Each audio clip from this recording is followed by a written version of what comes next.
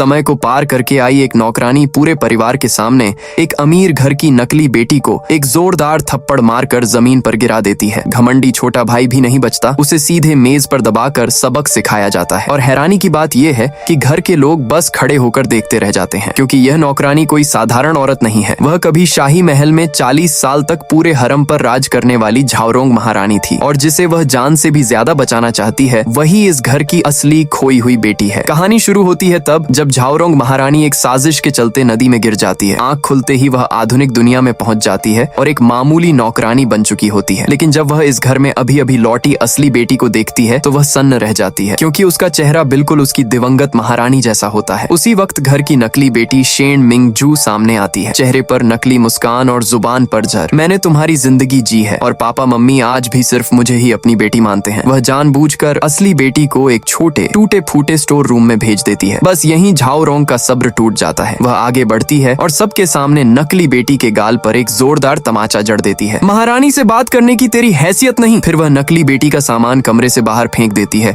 और साफ ऐलान करती है ये कमरा अब असली बेटी का है। तभी घर का बिगड़ा हुआ छोटा भाई आता है। वह पैसों से अपमान करता है, 1 मिलियन लो और इस घर से निकल जाओ। लेकिन झाओरोंग उसे मेज पर दबाकर सिखाती है यही तरीका है अपनी सगी बहन से बात करने का। माता पिता भी नकली बेटी का ही पक्ष लेते हैं। इसी दौरान घर के सबसे बुजुर्ग शेन परिवार के दादाजी लौटते हैं। झाओरोंग एक प्राचीन शाही सलाम करती है। दादा चौंक जाते हैं, यह तो हमारे पूर्वज जियारोंग महारानी की परंपरा है। दादा तुरंत फैसला सुनाते हैं, असली बेटी को परिवार में आधिकारिक रूप से स्वीकार किया जाता है और झाओरोंग को घर का अनुशासन सौंप दिया जाता है। लेकिन नकली बेटी हार मानने वाली नहीं थी। स्कूल के पहले दिन वह असली बेटी की यूनिफॉर्म छुपा देती है ताकि सबके सामने उसे अपमानित किया जा सके। पर वह भूल गई थी, पीछे खड़ी है एक शाही महारानी। इतनी घटिया चाल चली है, अब अंजाम भुगतने को तैयार रहो। असली खेल अब शुरू होता है।